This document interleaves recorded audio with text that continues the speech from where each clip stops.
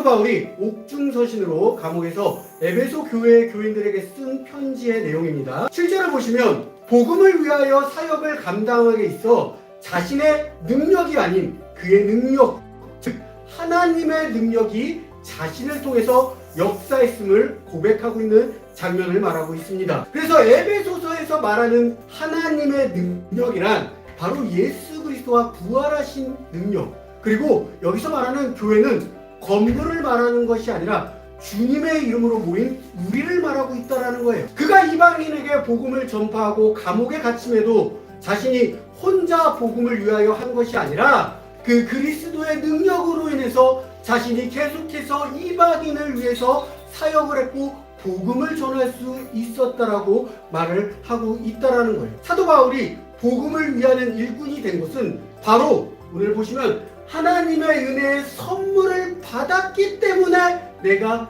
일꾼이 되었다라고 말을 하고 있습니다. 그렇다면 오늘 본 내용에 하나님의 은혜의 선물은 무엇이냐? 하나님의 은혜의 선물은 그리스도 안에서 우리가 그의 피로 제사함을 받을 때에 일어난다고 말을 하고 있습니다. 그리스도 안에 있을 때 그의 보혈로 우리가 깨끗해지면은 지혜와 총명을 우리에게 넘치도록 주신다고 말을 하고 있다는 것이죠. 사도 바울은 그래서 복음을 전할 때에 그리스도가 자신 안에 있으므로 지혜와 총명이 넘쳐서 그 어떤 것도 두려워하지 않고 무서워하지 않고 주님의 복음을 전할 수 있었다는 것입니다. 사도 바울만 일꾼이냐? 아니라는 거예요. 지금 이 자리에 앉아있는 한 사람 한 사람 우리 성도님들 모두가 주님의 일꾼이 되었다는 것입니다.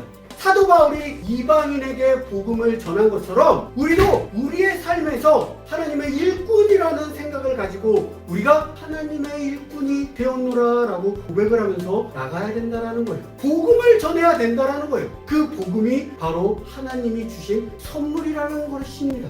그래서 우리가 그 선물을 받았을 때에 우리만 갖고 있는 것이 아니라 이 선물을 나의 각자의 위치에서 우리가 그 복음을 전하는 복음의 일꾼이 사도 바울처럼 우리도 돼야 한다는 것입니다. 저와 그리고 이 말씀을 듣고 있는 우리 성도님들이 사도 바울만 복음의 일꾼이 되는 것이 아니라 우리 또한 어느 자리에서 선물을 누군가에게 전할 때 하나님이 기뻐하시는 선물, 즉 복음이 들어간 선물을 전해서 저도 기쁘고 받는 사람도 기쁘고 가장 중요한 하나님이 기뻐하는 선물이 될 수 있도록 5월 한 달 보내는 저와 생명나무의 핀 유승꽃 교회 성도님들 되시길 주님의 이름으로 기도하겠습니다.